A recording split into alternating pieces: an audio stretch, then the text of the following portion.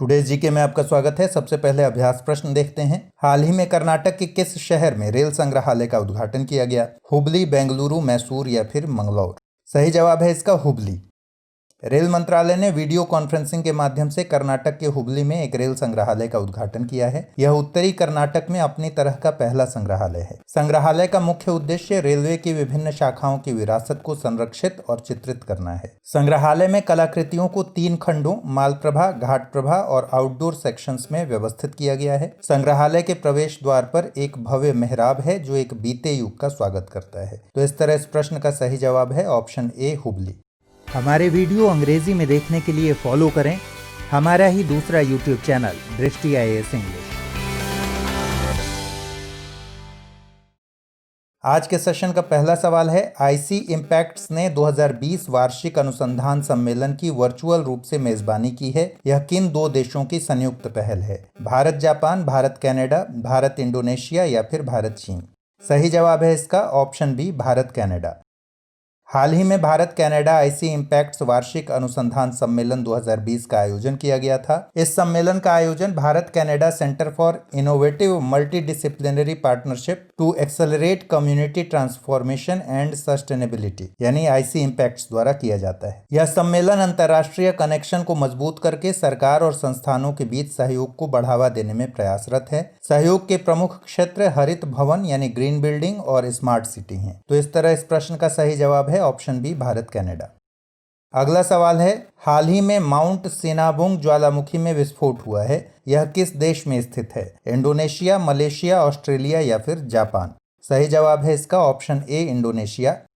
Indonesia के mount Sinabung ज्वालामुखी में फिर से विस्फोट देखा गया है। यह ज्वालामुखी 400 साल तक निष्क्रिय रहा है। इससे पहले वर्ष 2010, 2014 तथा 2016 में इसमें विस्फोट हुआ था। यह पैसिफिक रिंग ऑफ फायर पर स्थित है जिसमें 120 से अधिक सक्रिय ज्वालामुखी हैं। माउंट सिनाबुंग इंडोनेशिया के उत्तरी सुमात्रा द्वीप पर स्थित है। पैसिफिक रिंग ऑफ फायर प्रशांत महासागर का एक प्रमुख क्षेत्र है जहां ज्वालामुखी विस्फोट और भूकंप आते हैं। दुनिया में लगभग 90% भूकंप इसी क्षेत्र में आते हैं। तो इस तरह इस प्रश्न का सही जवाब है ऑप्शन ए। अगला सवाल है, वनवासियों को आत्मनिर्भर बनाने के उद्देश्य से किस राज्य ने इंदिरा वन मितान योजना शुरू करने की बात कही है? मध्य प्रदेश, छत्तीसगढ़, राजस्थान या फिर झारखंड? सही जवाब है इसका ऑप्शन बी, छत्तीसगढ़। छत्तीसगढ़ के मुख्यमंत्री भूपेश बघेल ने इंदिरा वन मितान योजना के शुभारंभ की घोषणा की। इस योजना का उद्देश्य छत्तीसगढ़ के अनुसूचित क्षेत्रों के 19 लाख परिवारों को स्वरोजगार के अवसर उपलब्ध कराना है। इस योजना के तहत छत्तीसगढ़ के 10,000 गांवों में 10 से 15 युवाओं का एक समूह बनाया जाएगा। ये गांव आदिवासी क्षेत्रों से होंगे। ये सभी समूह वन आधारित आर्थिक गतिविधियों का प्रबंधन करेंगे। यह योजना फल देने वाले वृक्षों और औषधीय पौधों के रोपण को प्रोत्साहित करने के लिए है। तो इस तरह इस प्रश्न का सही जवाब है ऑप्शन बी।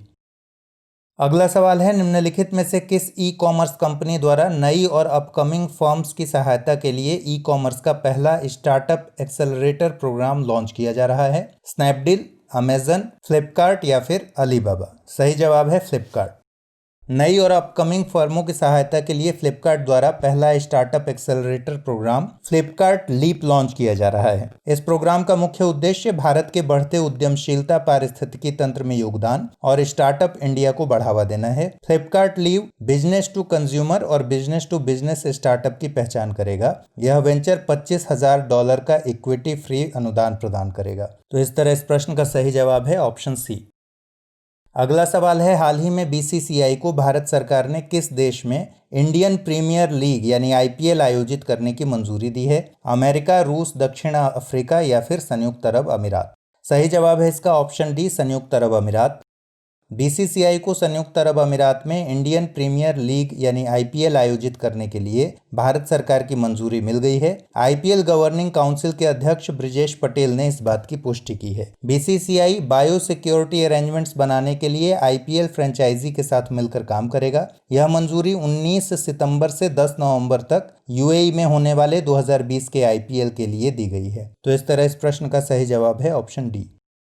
अगला सवाल है, जब मैग्मा परतों को तोड़ते हुए सतह के अंदर वर्टिकल रूप में स्तंभ के समान जम जाता है तो इस प्रकार से निर्मित आकृति को क्या कहते हैं? फैकोलिथ, लेकोलिथ, डाइक या फिर बैथोलिथ?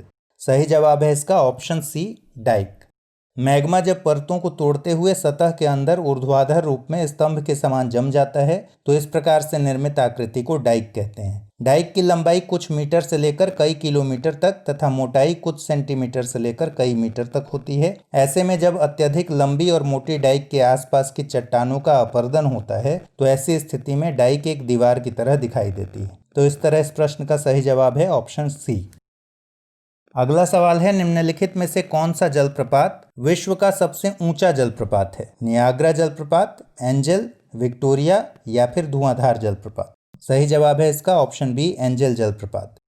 जब नदियों का जल अत्यधिक वेग और ऊंचाई से नीचे गिरता है तो उसे जलप्रपात यानी वाटरफॉल कहते हैं। वेनेजुएला का एंजल जलप्रपात विश्व का सबसे ऊंचा जलप्रपात है।